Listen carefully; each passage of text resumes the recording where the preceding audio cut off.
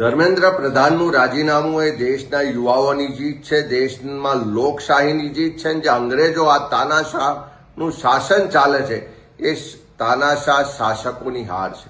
રાહુલ ગાંધીજીના નેતૃત્વમાં જ્યારે આખા દેશમાં છાત્રગુંજ કાર્યક્રમથી જ્યારે અવાજ ઉઠ્યો કે આ પેપર લીક બંધ થવું જોઈએ, પેપર લીક માટે જે જવાબદારો છે એ મંત્રીનું રાજીનામું લેવાવું જોઈએ, 21 જેટલા લોકોને આત્મહત્યા કરવી પડી, એના પરિવારો દુઃખી છે, એને ન્યાય મળવો જોઈએ. એ જ માંગને લઈને આખા દેશમાંથી જાતિ, ધર્મ, ભાષા, પ્રાંતના ભેદભાવ વગર લાખો યુવાનો દિલ્હી આવ્યા અને સરકારે એની સાથે સંવાદ કરવાનો હતો, એની સાથે વાત કરીને એને સમાધાન કરવાનું હતું. પણ સરકાર તો અહંકારી હતી, તાનાશાહીમાં માનતી હતી. એમણે લાઠીચાર્જ કરાવ્યો, ટીયર ગેસ છોડ્યા, માથા ફોડ્યા, લોહી લુહાણ યુવાનો થયા, દીકરીઓને ઘસડીને જેલમાં પૂરી.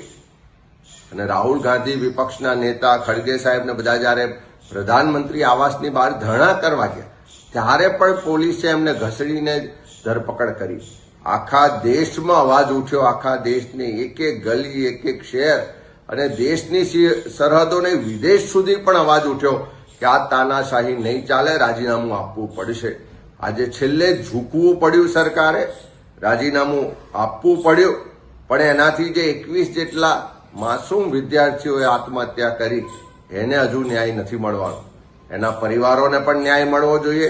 સાથે સાથે દિલ્હીમાં જે યુવાનો સાથે ગુંડાગર્દી કરવામાં આવી, પોલીસના નામે જે એમની પર આતંક ગુજારવામાં આવ્યો, અત્યાચાર કરવામાં આવ્યો, એના માટે જવાબદાર લોકો સામે પણ પગલાં લેવા જોઈએ.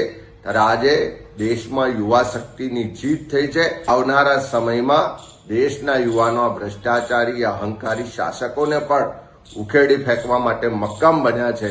ત્યારે ફરીથી આ ધર્મેન્દ્ર પ્રધાનના રાજીનામાથી એટલું સાબિત થઈ ચૂક્યું છે કે જ્યારે લોકશાહીમાં જનશક્તિ, યુવા શક્તિ જાગૃત થઈ એક થઈને લડે છે તો સરકારોએ પણ ઝૂકવું પડે છે.